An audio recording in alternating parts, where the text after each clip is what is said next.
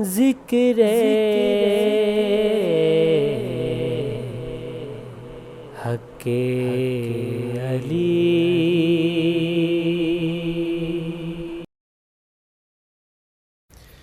اعوذ باللہ من الشیطان الرجیم، بسم اللہ الرحمن الرحیم، الحمد للہ رب العالمین بارئ الخلائق اجمعین، ثم الصلاة والسلام علی اشرف الانبیاء والمرسلین، حبیب قلوب العالمین ابی القاسم محمد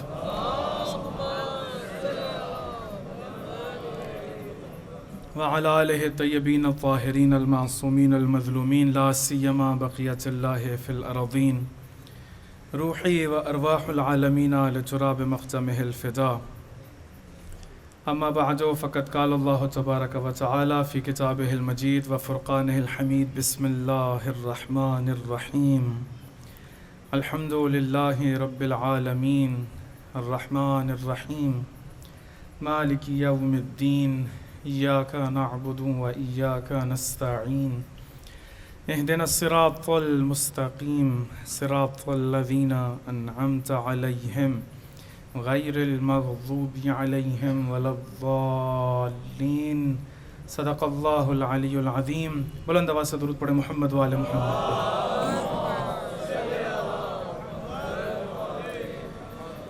سلسلہ مجالس کی آج تیسری مجلس ہے اور آپ لوگوں کی خدمت میں موضوع سخن عرض کیا کہ تفسیر سورہ فاتحہ۔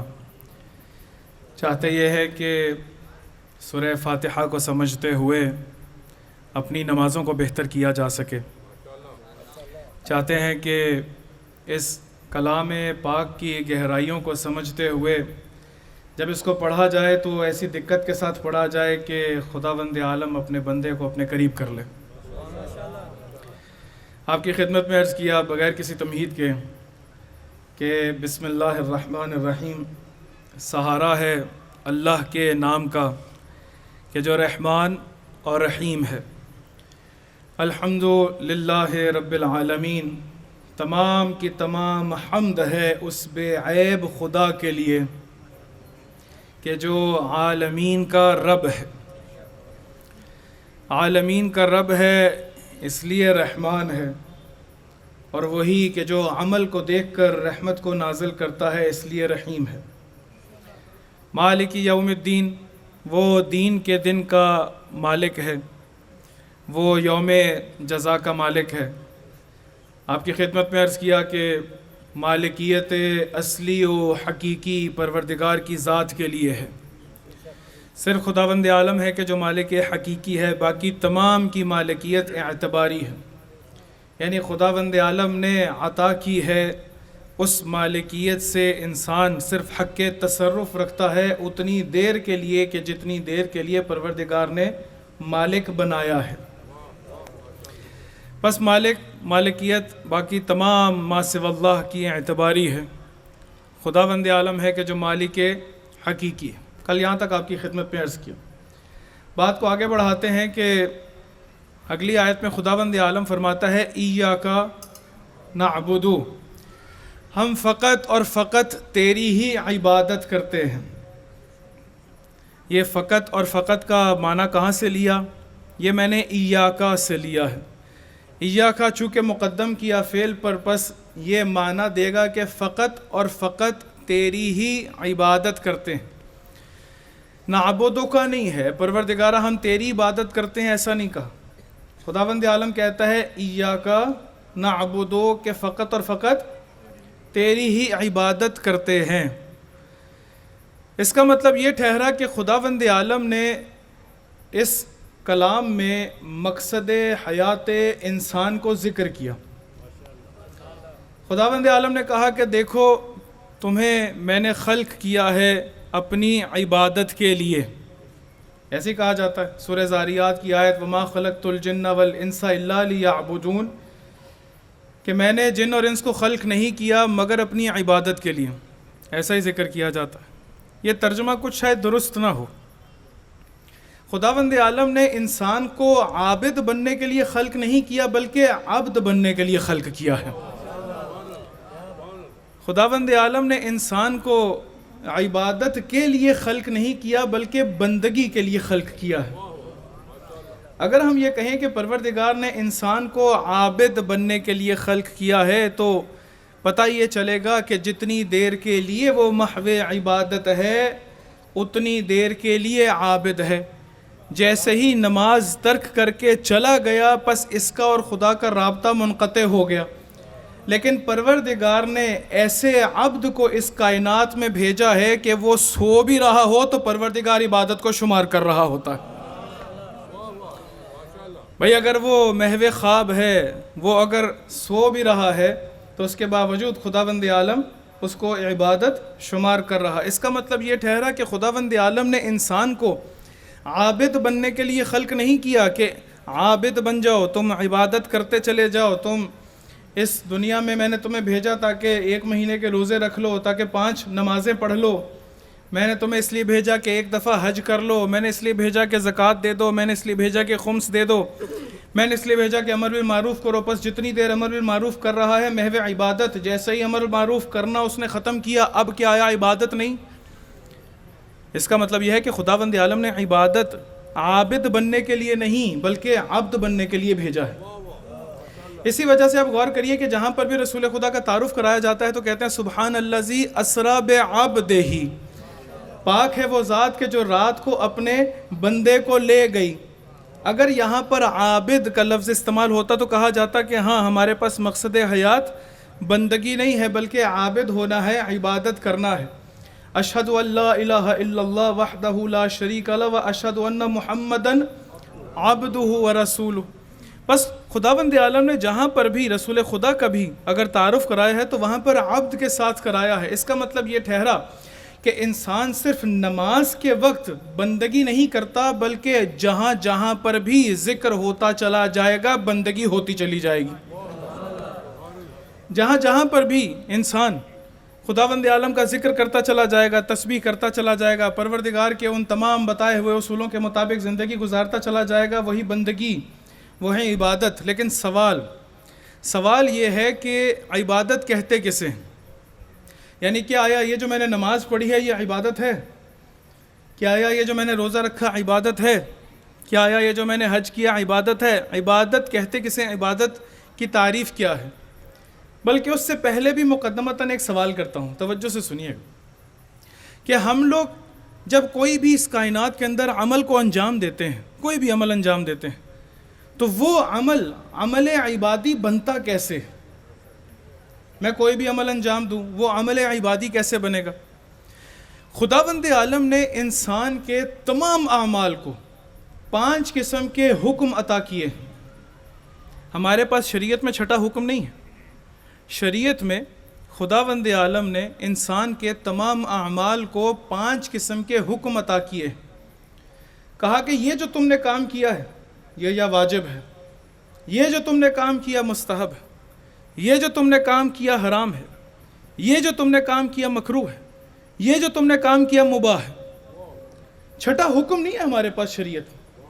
یہ 5 احکام یا واجب ہوگا یا حرام ہوگا یا مستحب ہوگا یا مکروہ ہوگا یا مباح ہوگا۔ چھٹا حکم ہمارے پاس شریعت میں نہیں۔ انسان جو بھی عمل انجام دے گا یا وہ واجب ہوگا یا مستحب ہوگا یا مکروہ ہوگا یا پھر حرام ہوگا یا مباح ہوگا۔ آئیے اس میں بھی دقت کرتے ہیں، سوال کرتے ہیں کہ پروردگارا تو کسی بھی عمل کو واجب کرتا کیوں ہے؟ خدایا تو کبھی کسی عمل کو حرام کرتا کیوں ہے؟ خدایا تو کسی بھی عمل کو مکروہ جانتا کیوں ہے؟ خدایا تو کسی بھی عمل کو مستحب جانتا کیوں ہے؟ خدایا تو کسی بھی عمل کو مباح جانتا کب ہے؟ خداوند عالم نے اس کائنات میں جب انسان کو بھیجا، اس انسان کو خدا نے اپنی بندگی کے لیے بھیجا۔ اس بندگی کے مرتبے تک جب انسان نے فائز ہونا ہے تو اس تک پہنچنے کے لیے اس نے جو اعمال انجام دینے ہیں، اگر اس ہدف تک پہنچنے کے لیے اس عمل میں کوئی مصلحت پائی جاتی ہو تو خداوند عالم کہے گا یہ کام اچھا ہے۔ آپ کہتے ہیں کہ بھئی دیکھو میرے بیٹے تمہیں انجینئر بننا ہے، تمہیں انجینئر بننے کے لیے تمہیں او اے لیولز کے اندر بہترین یا میٹرک اگر اس نے کرنا ہے، F S C pre engineering کرنی ہے تو تمہیں بہترین اتنے نمبر لے کر آؤ گے تو تمہیں اچھی یونیورسٹی قبول کرے گی، اور اچھی یونیورسٹی سے پڑھ کے تم ایک اچھے انجینئر بن سکتے ہو۔ بس یہ کیا ہو گیا، ہمارے پاس اس یونیورسٹی تک پہنچنے کے لیے باقاعدہ ایک مصلحت موجود ہے کہ تمہارے نمبر اچھے ہونے چاہیے تاکہ تمہیں داخلہ مل جائے۔ اسی طرح سے خداوند عالم یہ کہتا ہے کہ دیکھو تمہیں بندگی، تمہیں خداوند عالم کا قرب پانا ہے، تمہیں عبد بننا ہے۔ اس عبد بننے کے لیے ہر وہ عمل کہ جس میں مصلحت پائی جاتی ہے، خداوند عالم نے کہا کہ دیکھو یہ تمہارے لیے ضروری ہے تاکہ بندگی کے رتبے تک پہنچ سکو۔ دیکھو اس عمل کے اندر مفسدہ موجود ہے، تمہارے لیے فساد ہے، اگر تم نے یہ عمل انجام دیا تو وہ جو بندگی کے رتبے تک تم نے پہنچنا ہے وہ تم پہنچ نہیں پاؤ گے۔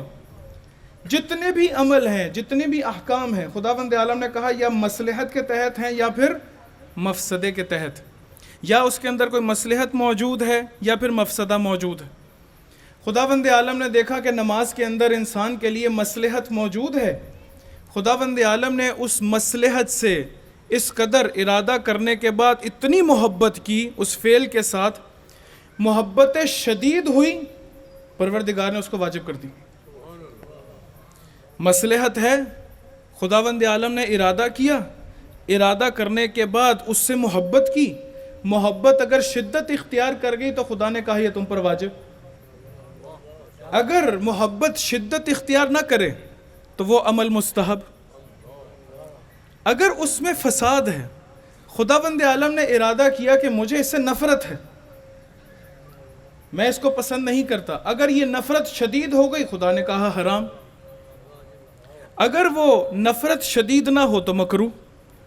اور اگر کسی بھی فعل سے متعلق نہ مصلحت ہو، نہ مفسدہ ہو، نہ خداوند عالم کی محبت ہو اور نہ ہی نفرت ہو تو یہ مباح۔ بس پتہ یہ چلا کہ ہر وہ فعل کہ جس میں انسان کی بندگی تک پہنچنے کے لیے مصلحت موجود ہے، خداوند عالم نے انسان کے لیے اس فعل سے محبت کی، محبت اتنی شدید ہو گئی کہ خدا نے کہا کہ اگر یہ انجام دو گے تو عبادت۔ نفرت اتنی شدید ہو گئی مفسدے کی وجہ سے کہ خداوند عالم نے کہا اگر اس کو انجام نہ دو گے تو عبادت۔ توجہ سے جملے سنیے گا، اگر انجام نہ دو گے، خداوند عالم نے کذب سے نفرت کی، کہا جھوٹ مفسدہ ہے، فساد ہے، اس سے اتنی نفرت کی کہ کہا کہ اگر جھوٹ کو چھوڑ دو گے تو عبادت۔ سچائی سے محبت کی، اتنی شدید محبت کی کہ کہا سچائی کو انجام دو گے تو عبادت۔ اسی طرح سے نماز کو انجام دو گے تو عبادت۔ اگر نماز کے ترک کو ترک کر دو گے تو عبادت۔ سمجھ آیا؟ اگر روزے کو انجام دو گے تو عبادت، اگر حج کو انجام دو گے تو عبادت۔ نہیں معلوم کہ خداوند عالم نے کسی کے ذکر سے کتنی محبت کی ہے کہ رسول لسان اطہر سے کہتے ہیں دیکھو کہیں اور نہ جانا، ذکر علی عبادہ۔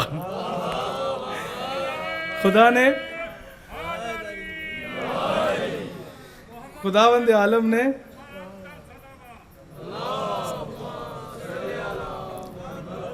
کتنی مصلحت دیکھی ہے امیر المومنین کے ذکر میں کہ رسول خدا کہیں کہ دیکھو یہ ذکر کرتے چلے جاؤ، خداوند عالم عبادت شمار کرتا چلا جائے گا۔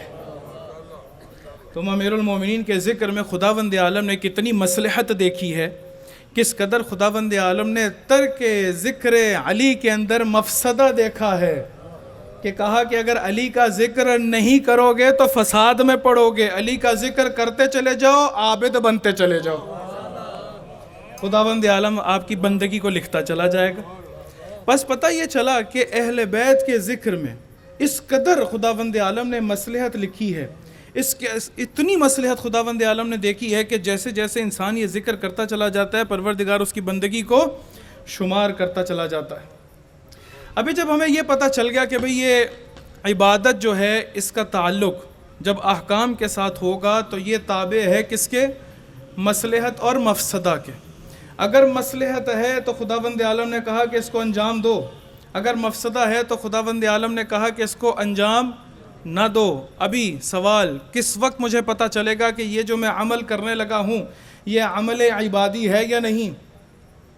کس نے کہا عبادت تو خدا کی کرتے ہو، خداوند عالم کی عبادت کرتے ہو، کسی اور کا ذکر کیوں کرتے ہو؟ کیوں کہتے ہو کہ امیر المومنین کے ذکر میں عبادت ہے، خداوند عالم کی عبادت ہے؟ اس کو جواب دیں گے سجدہ بھی ہم خدا کو کرتے ہیں لیکن پروردگار نے کہا ہے کہ کس طرف کرو گے تو میں سجدہ قبول کروں گا۔ بھائی اگر سجدہ درخت کو کرنے لگے، انسان کہتا چلا جائے خدا کو کر رہا ہوں، خدا نے کہا ہے درخت کو نہ کرو، کعبہ کی طرف کرو گے تو عبادت ہوگی۔ بس پتہ یہ چلا کہ خداوند عالم ہی کی عبادت ہے، لیکن پروردگار چاہتا ہے کہ جب میری عبادت کرو تو ان کا ذکر کرو گے تو میں عبادت شمار کروں گا۔ بھئی ایسا ہی ہے نا، آپ جب اذان کیا ہے، اذان عبادت ہے یا نہیں؟ وہاں پر آپ کیا کہتے ہیں؟ خداوند عالم کو کہتے ہیں اشہدو لا الہ الا اللہ، آپ خداوند عالم کے معبود کے کہ کوئی معبود آپ کے علاوہ کوئی اور نہیں ہے۔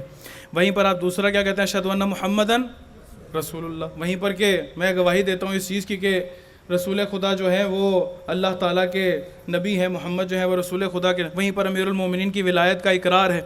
بھئی اگر یہ سوال کرنا ہے تو خدا سے کرو کہ خداوند عالم نے اپنی عبادت کو ان کے ذکر میں کیوں رکھا؟ بھئی خداوند عالم کیوں چاہتا ہے کہ ان کا ذکر کرو گے تو میں عبادت شمار کروں گا؟ تو پتہ یہ چلا کہ خداوند عالم نے جب انسان کو زندگی کا ہدف بندگی دیا ہے تو ضروری یہ ہے کہ کسی ایسے کی طرف اپنی ہی عبادت میں متوجہ کر دے کہ جو بندگی کی معراج پر فائز ہے۔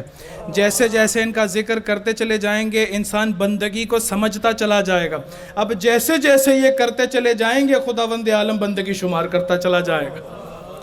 ایک دفعہ کیا ہوا کہ حضرت سلیمان اور حضرت امیر المومنین مسجد کے اندر جیسے ہی داخل ہوئے تو دیکھا کہ قدم کے نشان تو ایک ہیں، تو کہا کہ مولا نہیں آئے، کہا مولا تشریف لائے، تو کہا قدم کے نشان تو ایک ہے، کہاں پر ہیں؟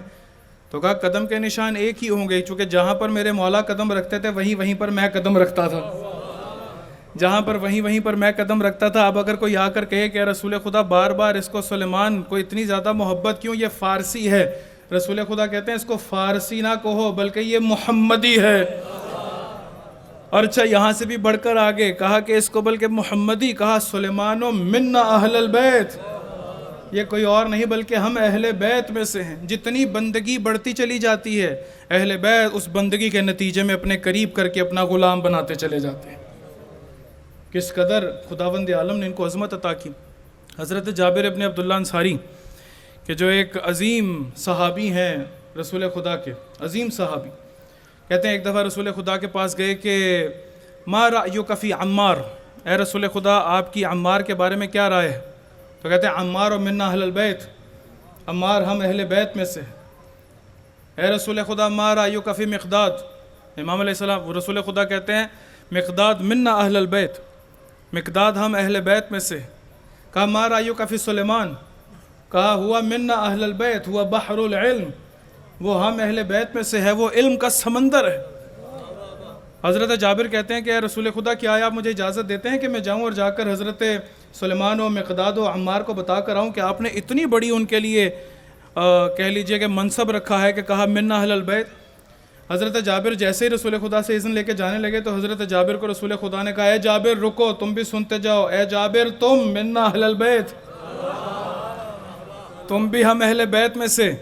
تو جیسے ہی حضرت جابر نے سنا نا کہ یہ میں بھی اہل بیت میں سے، خدا کے رسول نے مجھے بھی اہل بیت میں سے قرار دیا، تو کہا کہ میں نے سوچا کہ کیوں نہ پوچھوں کہ ما رأیک فی علی، کہ آپ کا علی کے بارے میں کیا خیال ہے؟ حضرت جابر شاید یہ سمجھے ہوں کہ یہاں پر بھی وہ کہیں گے کہ وہ ہم اہل بیت میں سے ہیں یا پھر وہ اہل بیت ہیں۔ کہا رسول خدا اگر آپ اجازت دیں تو آپ سے سوال کروں؟ کہا ہاں سوال کرو۔ کہا ما رأیک فی علی، اے رسول خدا آپ کا علی کے بارے میں کیا خیال ہے؟ رسول خدا نے یہاں پر جواب کو تبدیل کیا، کہا کہ وہ کوئی اور نہیں ہوا نفسی، وہ میرا نفس ہے۔ کہا بس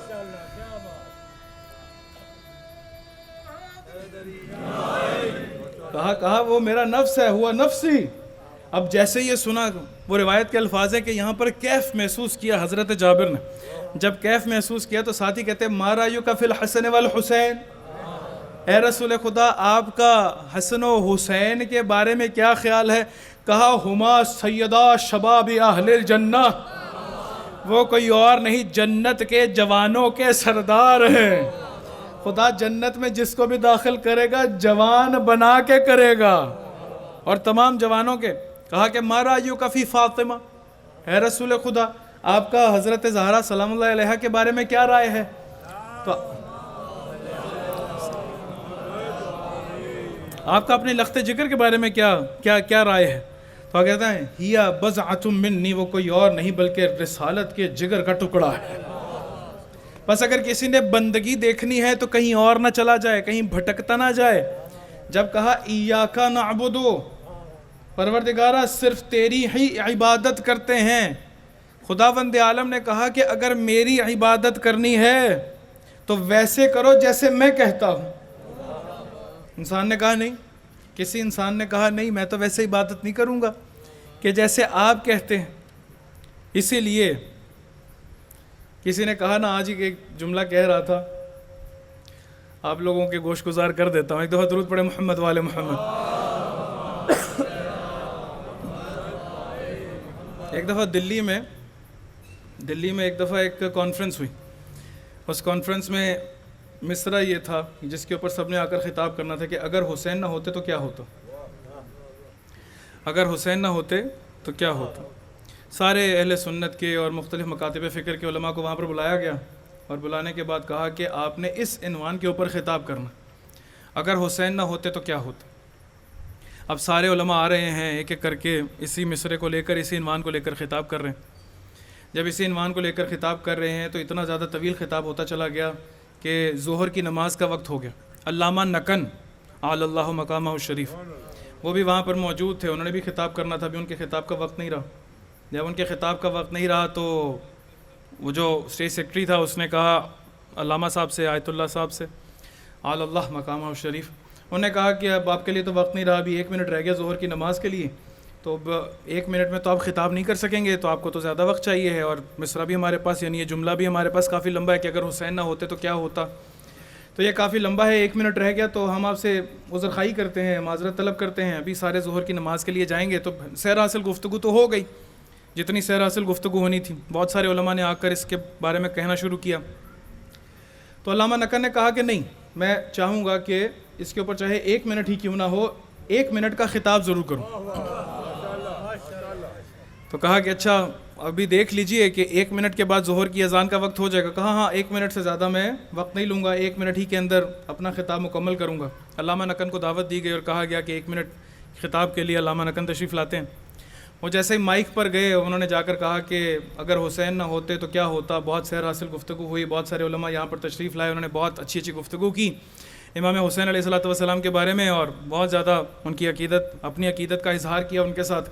لیکن میں ایک جملہ کہہ کے تو آپ لوگوں سے اجازت چاہوں گا. انہوں نے جو جملہ وہاں پر کہا کہ اگر حسین نہ ہوتے تو جمعہ بدھ کو ہوتا. درود پڑھے محمد وعلی محمد پہ.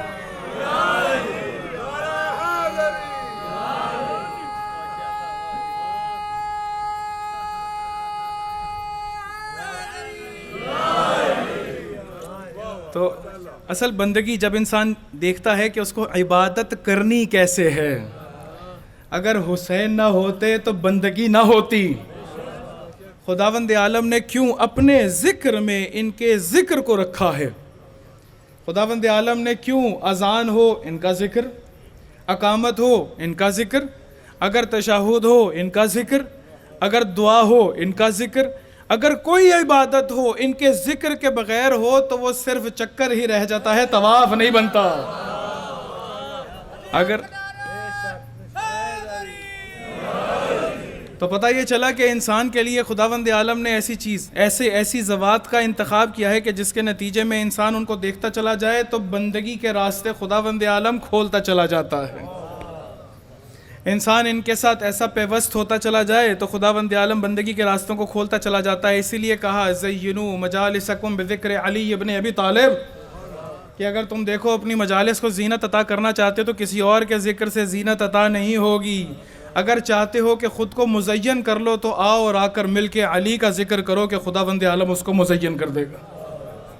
بندگی چاہتا ہے انسان. ایاک نعبد، پروردگار ہم صرف تیری ہی عبادت کرتے ہیں، فقط اور فقط تیری ہی عبادت کرتے ہیں.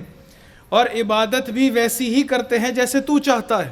خدایا کس نے بتایا کہ کیسے عبادت کرنی ہے؟ کہا کسی اور کے پاس مت جانا، کسی ایسے ویسے کے پاس مت جانا، بلکہ ان کے پاس جانا کہ جس کو خداوند عالم نے علم لدنی عطا کر کے بھیجا ہے۔ اس کے پاس جانا کہ جو قرآن کے نازل ہونے سے پہلے کعبہ سے باہر آئے، آغوش رسالت میں کہیے اے رسول خدا بتائیے توریت سناؤں، زبور سناؤں یا قرآن سناؤں؟ اگر تم نے بندگی سیکھنی ہے تو اس سے سیکھنا کہ جس کے لیے خداوند عالم نے اپنے گھر کو مہیا کیا ہے۔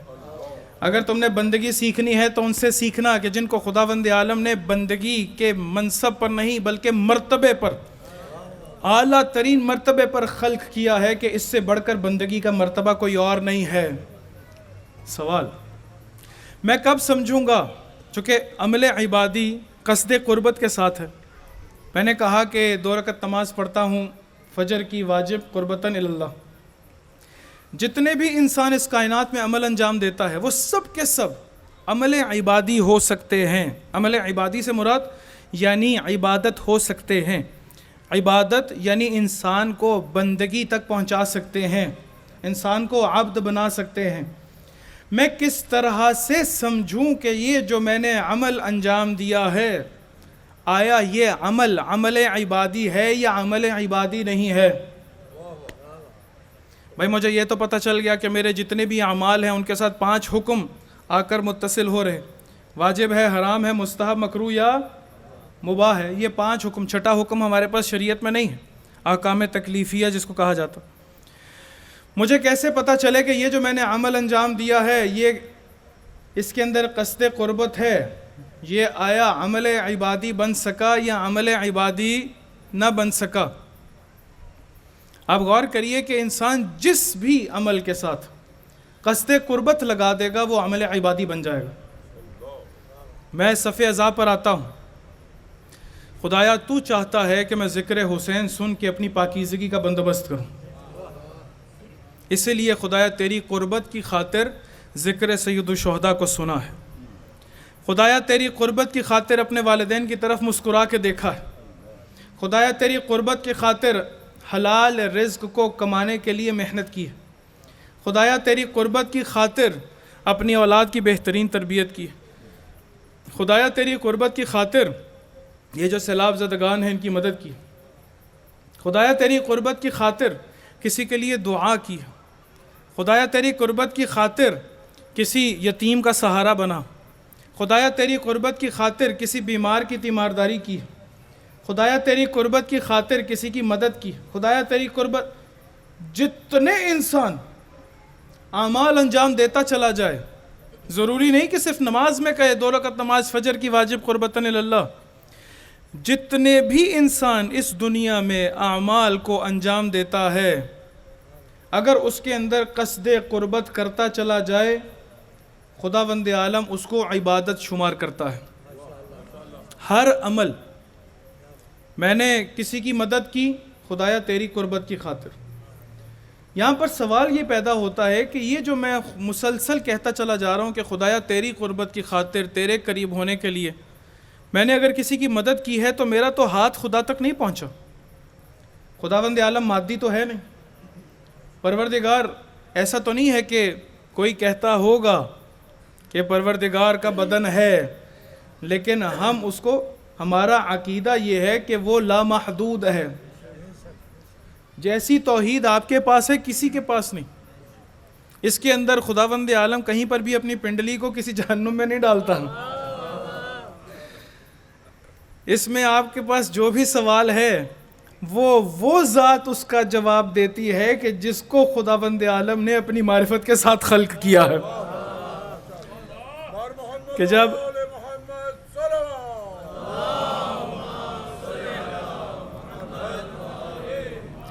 امیر المومنین سے کسی نے پوچھا نا کہ مولا آپ نے خدا کو دیکھا ہے؟ کہا کہ میں اس خدا کی عبادت ہی نہیں کرتا جس کو دیکھا نہ ہو۔ کہا مولا اگر آپ نے خدا کو دیکھا تو محدود کر دیا۔ کہتے ہیں جاہل، میرے لیے تمہارے پاس یہ جواب ہونا ہی نہیں چاہیے تھا۔ میں ان آنکھوں سے خدا کو نہیں دیکھتا، اپنے قلب کی آنکھوں سے خدا کو دیکھتا ہوں، جس کے بارے میں رسول خدا کہیں کہ اے علی آپ کو میرے اور خدا کے علاوہ کوئی نہیں پہچان سکتا، رسول کو آپ اور خدا کے علاوہ کوئی نہیں جان سکتا، خدا کو میرے اور آپ کے علاوہ کوئی نہیں جان سکتا۔ یہ وہ ذات کہ جس کو خداوند عالم نے اپنی معرفت کے ساتھ خلق کیا ہو۔ اب آئیے میں کس طرح سے جانوں؟ یہ قصد قربت مجرد ہے، پروردگار میرے ذہن میں آ گیا، میرے تصور میں آ گیا تو میری مخلوق، جبکہ وہ خالق ہے۔ اس کے لیے ضروری یہ ہے کہ انسان سلونی کے دعوے دار سے پوچھے کہ مولا آپ بتائیے کہ قربت سے مراد کیا ہے۔ اس کے لیے ایک مثال آپ کی خدمت میں عرض کرتا ہوں۔ آپ یہ غور کریے کہ اس کائنات میں ہر شے کی کچھ صفات اس کی ذاتی ہوتی ہیں، کچھ اس کی ذاتی نہیں ہوتی۔ مثال کے طور پہ جو پانی ہے، پانی کی ایک صفت ہے گیلاہٹ۔ اس گیلے ہونے کو پانی سے جدا نہیں کیا جا سکتا، ایسا ہی ہے۔ یعنی اگر کوئی شے ہو جو گیلی نہ ہو، وہ کچھ اور ہو سکتی ہے، پانی نہیں ہو سکتی۔ اگر آپ اسی پانی کو کارپیٹ پہ گرا دیں، کارپیٹ بھی گیلا ہو گیا، لیکن یہ جو کارپیٹ گیلا ہوا ہے یہ اس کی اپنی صفت نہیں ہے، اسی لیے اس کو اس سے جدا کیا جا سکتا۔ جس طرح آگ ہے، آگ کے اندر 3 صفات جو اس کی ذات ہے، جو جدا نہیں ہو سکتی۔ آگ جہاں ہوگی حرارت ہوگی، آگ جہاں ہوگی اس میں جلانے کی صلاحیت ہوگی، آگ جہاں ہوگی اس میں نور ہوگا، لائٹ ہوگی۔ تھوڑی ہو زیادہ ہو اس سے فرق نہیں، تھوڑی ہوگی کم جلائے گی، زیادہ ہوگی زیادہ جلائے گی، زیادہ حرارت ہوگی، زیادہ روشنی ہوگی۔ ایسا نہیں ہو سکتا کہ آگ ہو روشنی نہ ہو، ایسا نہیں ہو سکتا آگ ہو حرارت نہ ہو، ایسا نہیں ہو سکتا آگ ہو لیکن جلانے کی صلاحیت نہ ہو۔ اس کو کہتے ہیں کہ کسی بھی شے کی صفات ذاتیہ، یعنی اس کی ذاتی صفات کے جو جزء لا ینفک ہے، اس کو اس سے جدا نہیں کیا جا سکتا۔ جو پتھر ہوگا سخت ہوگا، اگر پتھر نرم ہوگا تو اس کو پتھر نہیں کہیں گے، مٹی کا ڈھیلا کہیں گے۔ پتھر ہوگا سخت ہوگا۔ سوال یہ جو ہمارے پاس آگ ہے، اگر اس کے قریب لوہے کو کر دیا جائے تو لوہے کی صفت کیا ہے کہ وہ سخت ہوتا ہے، اس میں حرارت نہیں ہے، اس میں نور نہیں ہے، اس میں جلانے کی صلاحیت نہیں ہے۔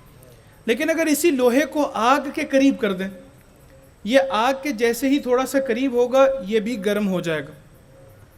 اگر اس کو آگ کے تھوڑا اور قریب کر دیں، یہ اتنا گرم ہو جائے گا کہ جلانے کی صلاحیت بھی رکھے گا۔ لیکن اگر اس لوہے کو آگ میں پھینک دیں، کچھ دیر کے بعد اگر لوہے کو اٹھائیں تو اگر اندھیرے میں لے جائیں تو جلانے کی صلاحیت بھی ہوگی، اس میں حرارت بھی ہوگی، اور اس میں یعنی وہ نور بھی ہوگا۔ اگر اس کو تاریکی میں لے جائیں تو وہ لائٹ بھی اس کے اندر سے نکلے گی۔ جب ہم کہتے ہیں نا کہ خداوند عالم کا قرب حاصل کرنا ہے، میرا بدن پروردگار کے قریب نہیں ہوتا۔ ایسا نہیں ہے کہ میرا بدن خداوند عالم کے قریب ہو گیا، کیونکہ خداوند عالم مجسم نہیں ہے، بدن نہیں ہے، مخلوق نہیں ہے، محدود نہیں ہے، وہ لامحدود ہے، لا مکان ہے، لا زمان ہے۔ جب میرے نفس نے خدا کے قریب ہونا ہے، ضروری یہ ہے کہ جب میں نے قصد قربت کیا ہے تو جب میں خداوند عالم کے قریب ہو رہا ہوں تو پروردگار کی صفات اگر میرے نفس میں جنم لینا شروع کر دیں تو سمجھ لیں کہ قربت حاصل ہو گئی۔ میرے اندر خداوند عالم نے میرے اندر سچائی کی صفت نہیں ہے، درگزر کی صفت نہیں ہے، لیکن جب میں نے کہا 2 رکعت نماز پڑھتا ہوں فجر کی واجب قربتاً اللہ، میرا نفس خداوند عالم کی ذات کے قریب ہوا۔ جب ذات کے قریب ہوا، وہ جو پروردگار کی صفات ہیں جو اس سے جدا ہو ہی نہیں سکتی، اگر میرا نفس اس کے قریب ہونے کے ساتھ وہ صفات اپنے ساتھ مزین کر لے تو سمجھ لیں قربت حاصل ہو گئی۔ خداوند عالم غفور ہے، درگزر کرتا ہے۔ اگر میرا نفس کسی عمل کی وجہ سے اس قابل ہو جائے کہ درگزر کرنے لگ پڑے تو سمجھ لیں کہ یہ قربت حاصل ہو گئی۔ میرا نفس اگر درگزر کرنے لگے، اگر غفور ہو جائے تو سمجھ لیں قربت حاصل ہو۔ خداوند عالم شکور ہے، اگر اس قربت کی وجہ سے میرا نفس شاکر ہو جائے تو سمجھ لیں قربت حاصل ہو گئی. ہر وہ عمل، ایک جملہ کہہ کے آگے بڑھوں گا، ہر وہ عمل کہ جو انسان کے نفس میں خداوند عالم کی صفات کو اجاگر کر دے وہ عمل عبادی کہلاتا ہے. جب میں نے کہا ایاک نعبد و پروردگارہ فقط اور فقط تیری ہی عبادت کرتا ہوں، تو اس کا مطلب یہ ٹھہرے گا کہ خدایا وہ جو تیری صفات ہیں میں اپنے اندر جلوہ گر ہوتے دیکھ رہا ہوں. اگر جلوہ گر ہوتے نہیں دیکھ رہا تو اس کا مطلب ہے عبادت نہیں ہے. اگر میں نے نماز پڑھی اور باہر جا کر کسی کے اوپر ظلم کر دیا تو خداوند عالم ظالم نہیں ہے. اس کا مطلب ہے جو میں نے نماز پڑھی ہے حرکات کا مجموعہ ضرور ہے، واجب ادا ہو گیا لیکن قربت حاصل نہیں ہوئی. آپ غور کریے، ایک جنگ ہوئی، جنگ میں ذوالفقار چلی، خداوند عالم نے اس جنگ میں رسول خدا کو فتح عطا کی. وہ جو قیدی بنا لیے گئے، وہ قیدی بنا کے ان کو شہر کے اندر داخل کیا گیا. ایک جگہ پڑھا تھا کہ یہ رومیوں کے ساتھ جنگ تھی جو رسول خدا نے کی. ایک تبوک ہے اور ایک اور جنگ کے جو رومیوں کے ساتھ ہوئی، اس میں کچھ قیدی ہو گئے. جب قیدی ہو کر آئے تو قیدیوں کو جب بیڑیاں اور ہتھکڑیاں پہنا کے لایا جا رہا تھا شہر میں، تو امیر المومنین نے دیکھا کہ دور ایک شخص ہے کہ جو بوڑھا ہے، زخمی بھی ہے، ہونٹ اس کے خشک ہیں، پریشان ہے، پیاس اس کو لگی ہے، ہاتھ میں ہتھکڑیاں ہیں، پاؤں میں بیڑیاں ہیں، وہ ان کو اٹھا نہیں پا رہا. امیر المومنین نے کوزہ لیا پانی کا اور پانی کو اس سے بھر کے تو لے گئے اس قیدی کے پاس. اور اس قیدی کے پاس اتنی طاقت نہیں تھی کہ وہ ان بیڑیوں کے ساتھ، وہ جو اس کے ہاتھ پہ لگی ہیں ہتھکڑیاں، اس کے ساتھ اس کوزے کو ہاتھ میں لے کر تو اس کو پی سکے. روایت میں ہے کہ امیر المومنین دو زانو بیٹھے اور جب دو زانو بیٹھ کے اس کے سامنے کوزہ کیا اور اس کو پانی پلایا تو جب اس کی تھوڑی سی جان میں جان آئی، اس نے آنکھیں کھول کے دیکھا تو دیکھ کے کہتے ہیں تم وہی ہو کہ جو ابھی تھوڑی دیر پہلے جنگ کر رہا تھا. کہا وہاں پر اس طرح سے جنگ اور یہاں پر اس طرح سے رحیم، تم کون ہو؟ کہا میں کوئی اور نہیں، ابو طالب کا لالا علی ہوں. پتہ یہ چلا کہ انسان جو بھی عمل انجام دے رہا ہے اس کے مطابق اگر الہی صفات کا حامل ہے تو یہ بندگی، یہ عبودیت، یہ ایاک نعبد کا صحیح مصداق. اگر ایک انسان درست طریقے سے اس عبادت کو نہیں انجام دے رہا، اس کا مطلب ہے کہ اس کو قرب حاصل نہیں ہو رہا. چونکہ ہم جو بھی عمل ہے اس کے نتائج کے ذریعے سے پہچانتے ہیں کہ آیا یہ عمل خداوند عالم نے قبول کیا یا قبول نہیں کیا. نتیجہ دیکھتے چلے جائیں گے، انسان پہچانتا چلا جائے گا یہ جو میں نے عمل کیا خداوند عالم کے نزدیک مقبول ہوا یا نہیں ہوا. آپ جب دیکھتے ہیں کہ بچے کو کہتے ہیں کہ یہ بچہ بہت زیادہ پڑھ رہا ہے، بہت زیادہ پڑھ لکھ رہا ہے، لیکن آخر میں جب نتیجہ اس کا ٹھیک نہیں آتا تو اس کو آپ سرزنش کرتے ہیں کہ تم یقیناً پڑھ نہیں رہے تھے، تم ٹھیک طرح سے تعلیم حاصل نہیں کر رہے تھے، تم نے ٹھیک طرح سے اس کو نوٹس کو بنایا نہیں ہے. آپ نے کس سے اندازہ لگایا؟ نتیجے سے. عبادت کا نتیجہ الہی صفات کا حامل ہونا. اگر ایک انسان الہی صفات کا حامل ہو جائے تو سمجھ لیں وہ جو عمل کیا عبادت. اگر انسان الہی صفات کو حامل نہ اپنے نفس کے اندر اجاگر نہ کر سکے، اپنے نفس کو اس سے مزین نہ کر سکے، تو اس کا مطلب یہ ٹھہرا کہ وہ خداوند عالم کی عبادت کر ہی نہیں پایا.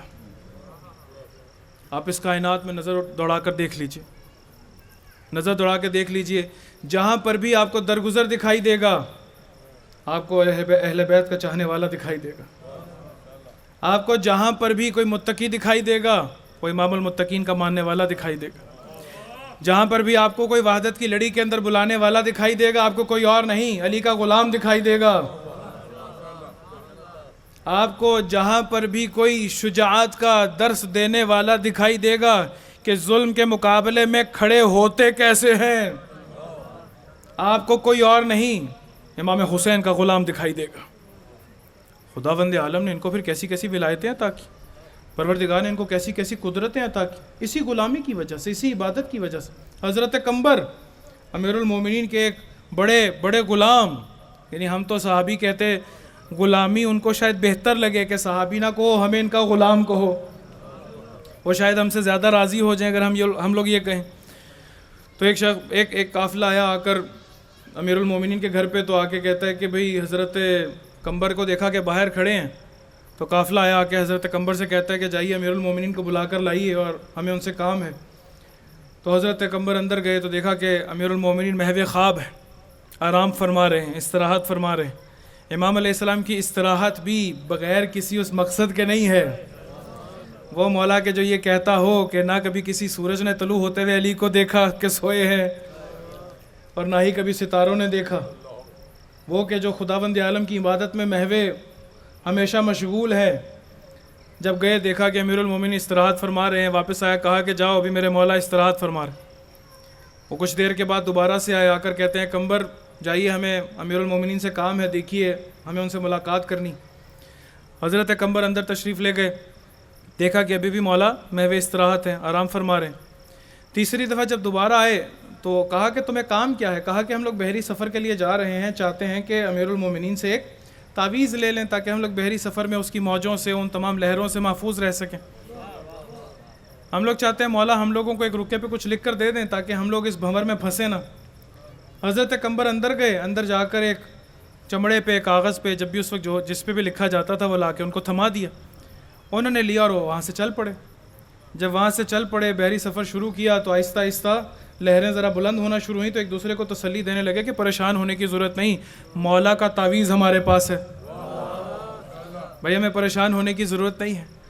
تو کہا کہ اچھا، جب تھوڑی سی اور لہریں اور بلند ہوئیں، تھوڑی سی اور لہریں بلند ہوئیں، تو جیسے جیسے وہ بلند ہوتی چلی گئیں تو ابھی جب خوف بڑھتا چلا گیا تو پریشانی ذرا بڑھتی چلی گئی۔ جب پریشانی بڑھتی چلی گئی تو ایک دوسرے سے پوچھنا شروع کیا کہ یہ مولا کا تعویذ ہے، پھر بھی ہم لوگوں کو یہ لہریں اس طرح سے بھنور اور اتنی زیادہ لہریں بلند ہوتی چلی جا رہی۔ جب تھوڑی سی اور ہوئی، یہاں تک کہ کشتی غرق ہونے کے قریب ہے، تو کسی نے کہا کہ اچھا تعویذ کھول کے تو دیکھو، ہو سکتا ہے مولا نے کچھ پڑھنے کو کہا ہو۔ بھائی تعویذ کھول کے دیکھو، ہو سکتا ہے مولا نے کہا ہو کہ بھئی یہ پڑھو گے تو لہریں تھم جائیں گی۔ انہوں نے اس تعویذ کو کھولا، اس رکے کو کھولا تو اس کے اوپر لکھا تھا، اے سمندر کی لہروں، تمہیں علی کے غلام قمبر کا حکم ہے، تھم جاؤ۔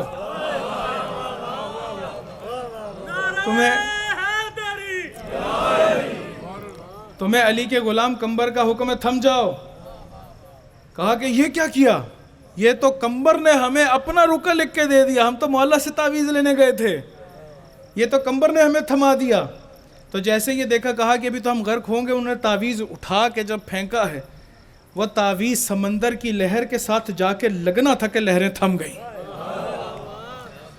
پتہ یہ چلا کہ جو بھی ان ہستیوں کے ساتھ خداوند عالم کی ان کے بتائے ہوئے طریقوں سے بندگی کرے گا، پروردگار اس بندگی کے نتیجے میں اس کے نفس میں اپنی صفات کو ایسے اجاگر کرے گا کہ اگر اب وہ بھی کلام کرے گا تو انسان کی ہدایت ہوتی چلی جائے گی۔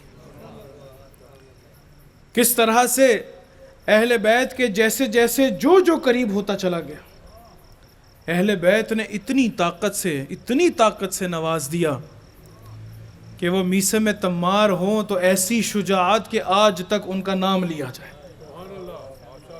وہ کربلا کے اصحاب ہوں، وہ کوئی ہو، وہ کسی معصوم کا کوئی غلام ہو، چونکہ بندگی کرنے میں کامیاب ہو گیا اس لیے اہل بیت نے قبول کر لیا۔ جو بندگی کرنے میں کامیاب ہو گیا۔ میں صف عذاب پر آیا، خدایا میں تجھ سے عہد کرتا ہوں، خدایا تو ہمیشہ اپنے وعدے کا وفا کرتا ہے، میں آئندہ کبھی بے وفائی نہیں کروں گا۔ انسان عہد کر کے اٹھے، یہی عبادت ہے، یہی بندگی، اپنے نفس کے اندر الہی صفات کو جمع کر لینا بندگی کا نتیجہ، یا یہ کہیں بندگی کا ثمرہ۔ جیسے جیسے وہ تمام صفات انسان کے نفس کے اندر اجاگر ہوتی چلی جائیں گی، ویسے ویسے بندگی کے مرتبے بڑھتے چلے جائیں گے، ویسے ویسے خداوند عالم مراتب بڑھاتا چلا جائے گا۔ کس طرح سے کربلا والوں کے خداوند عالم نے مراتب کو بڑھایا، کس طرح سے اس بندگی کو ان تمام الہی صفات سے اپنے نفس کو مزین کرنے کے نتیجے میں جو بندگی حاصل ہوئی، یا بندگی کے نتیجے میں وہ جو الہی صفات سے اپنے نفس کو مزین کیا، کس طرح سے ہم لوگوں کو قدرت کے ساتھ دکھائی دیتا ہے، کس طرح سے قدرت کے ساتھ ہم لوگوں کو وہ تمام بندگی دکھائی دیتی۔ بشر حضرمی امام حسین علیہ السلام کا ایک ناصر و مددگار، کہتے ہیں شب عاشور ایک شخص آیا کوفہ سے آیا، کہا بشر کہاں ہے؟ جیسے ہی پوچھا کہ بشر کہاں ہے، بشر نے اس کو لیا، ہاتھ پکڑ کے دور لے گیا، دور لے جا کے پوچھا کیا معاملہ ہے؟ کہا معاملہ یہ ہے کہ تمہارے بیٹے کو رے کی سرحد سے زندانی کر دیا گیا ہے، تمہاری بیوی پریشان ہے، اور اس پریشانی کے نتیجے میں تمہارے پاس پیغام بھیجا ہے کہ فوراً کوفہ واپس آ جاؤ اور اپنے بیٹی کی رہائی کا بندوبست کرو۔ بشر حضرمی اس شخص کو لیتے ہیں اور دور کربلا سے لے جاتے، کہا آہستہ بولو کہیں میرے مولا کو پتہ نہ چل جائے، کہیں ایسا نہ ہو کہ میرے مولا کو پتہ چل جائے کہ پریشان ہے، میرا مولا پہلے ہی بڑا پریشان ہے، ان کے بچوں کے التش کی صدا، پہلے ہی اس پیاس کی شدت، دور لے گیا۔ ایسی اطاعت ہے امام کی، ایسا مطیع ہے، اپنے نفس کے حوالے ایسی اطاعت کو کیا۔ بشر نے کہا جاؤ میری زوجہ سے کہو کہ بشر نہیں آئے گا، اپنے آپ کو اس نے حسین پہ قربان کر دیا۔ کیسے ہو سکتا ہے کہ امام حسین کو پتہ نہ چلے؟ کیسے ہو سکتا ہے میرے مولا کو پتہ نہ چلے؟ امام حسین تک خبر پہنچی کہ اس طرح سے قاصد آیا، امام حسین تشریف لائے، آ کے کہتے ہیں بشر کیا معاملہ ہے؟ کہا مولا کچھ نہیں۔ کہا اے بشر بتاؤ کیا معاملہ ہے؟ کہا مولا کچھ نہیں۔ کہا مجھے پتہ ہے، تمہارے بیٹے کو رے کی سرحد سے زندانی کر لیا گیا، تمہاری بیوی پریشان ہے، تمہیں بلا رہی ہے کہ کسی طرح سے آ کے اس کی رہائی کا بندوبست کرو۔ اے بشر انت حل منی، اے بشر تمہاری گردن سے میں اپنی بیعت کو اٹھاتا ہوں، تم چلے جاؤ۔ بشر نے کہا مولا میں آپ کو چھوڑ کے نہیں جاؤں گا۔ کہا اے بشر اگر جنت کا لالچ ہے تو میں حسین تم سے وعدہ کرتا ہوں کہ زہرا کا لال تمہیں جنت میں لے کے جائے گا۔ کہا مولا جنت کا لالچ کسے ہے؟ مولا جنت کسے چاہیے؟ مولا آپ کا ساتھ چاہیے، آپ کی اطاعت کرنی ہے۔ عبادت کے نتیجے میں اطاعت کو ایسے حاصل کیا ہے، خداوند عالم نے کیسی بندگی کے معراج پہ اس کو فائز کیا۔ جملہ ہے کہ جو مختلف مقاتل کی کتابوں میں اور انصار امام حسین کی کتابوں میں لکھا ہے، کہا کہ جب امام حسین علیہ السلام نے کہا نا اے بشر میں تمہیں کہہ رہا، میں حسین تمہیں کہہ رہا کہ تم چلے جاؤ اور اپنے بچے کی رہائی کا بندوبست کرو۔ آگے بشر کہتا ہے، بشر حضرمی کہتے ہیں امام حسین کو اکلتنی السباع حیا ان ترکتک یا حسین، اے مولا اگر میں آپ کو چھوڑ کے جاؤں تو اس بیابان کے درندے مجھے زندہ کھا جائیں۔ مولا میں آپ کو چھوڑ کر نہیں جاؤں گا، مولا میں آپ کو تنہا چھوڑ کر نہیں جاؤں۔ ہمارے جیسا شاید کوئی ہو تو کہے کہ مولا نے تو خود کہا کہ جاؤ، مولا نے تو خود کہا کہ جاؤ اور جا کر اپنے بچے کو بچا لو، لیکن کیسی بندگی کی ہے، کیسی عبادت کی ہے، کیسا ایاک نعبد کہا ہے، کیسا خدا کے قریب ہوا ہے، کیسے بندگی کے نتیجے میں ان تمام صفات کو اپنی ذات کے اندر ایسا اٹھایا ہے، اپنے نفس کو ایسا مزین کیا ہے۔ امام حسین نے کہا ہے بشر تمہیں تمہارے مولا پریشان نہیں دیکھ سکتے، جاؤ اپنے غلام سے کہا کہ میرے خیمے سے میری قمیض لے کر آؤ۔ امام حسین نے اپنی قمیض منگوائی، اس قاصد کو دی اور کہا کہ بازار کوفہ میں یہ جا کر قمیض کو بیچو، 4000 درہم کی بکے گی، اس کے بچے کو بچا لو، بشر کے بچے کو کچھ نہ ہو۔ کیسے عبادت کی ان لوگوں نے، اہل بیت کے کیسے قریب ہوئے۔ شب عاشور امام حسین علیہ السلام نے تمام اصحاب کو جمع کیا، جمع کر کے کہا کہ آؤ تم مجھے چھوڑ کر نہیں گئے ہو، میں نے دیے کو بجھایا، میں نے چراغ کو بجھایا، تم چھوڑ کر نہیں گئے، آؤ میرے سامنے بیٹھتے چلے جاؤ، میری 2 انگلیوں کے درمیان نگاہ کرو اور جنت میں اپنے مقام کو دیکھو، جنت میں اپنے مقام کو دیکھتے چلے جاؤ۔ کہتے ہیں ایک ایک کر کے صحابی سارے آتے چلے گئے، امام حسین علیہ السلام کے سامنے بیٹھے، 2 انگلیوں کے درمیان امام نے جنت میں ان کے مقام کو دکھایا، یہ دیکھو جنت میں تمہارا کتنا بلند مقام ہے۔ مقتل کہتی ہے حبیب نے مظاہر امام حسین علیہ السلام کے سامنے آ کر بیٹھے، جب آ کر بیٹھے ہیں تو 2 انگلیوں کے درمیان کہا ہے اس میں اپنے جنت میں اپنے مقام کو دیکھو۔ تھوڑی دیر بعد امام حسین متوجہ ہوئے کہ حبیب تو امام حسین کی طرف دیکھ رہے ہیں، تو کہا حبیب میں نے کہا ہے ان 2 انگلیوں کے درمیان میں جنت میں اپنے مقام کو دیکھو۔ کہا مولا جب آپ سامنے ہیں تو جنت کی تمنا کسے ہے؟ مولا جنت کی تمنا کسے؟ کربلا جنت کا راستہ نہیں ہے، خود جنت ہے، کہ جہاں پر ایاک نعبد کہنے والے کس طرح سے اہل بیت کے بتائے ہوئے اصولوں کے مطابق عبادت کرتے ہوئے خداوند عالم کی بندگی کی معراج پر پہنچے ہیں کہ پروردگار کی وہ تمام صفات جمالیہ اور جلالیہ کو اپنے نفس کے اندر مقام دیتے ہیں، اپنے نفس کے اندر جگہ دیتے ہیں.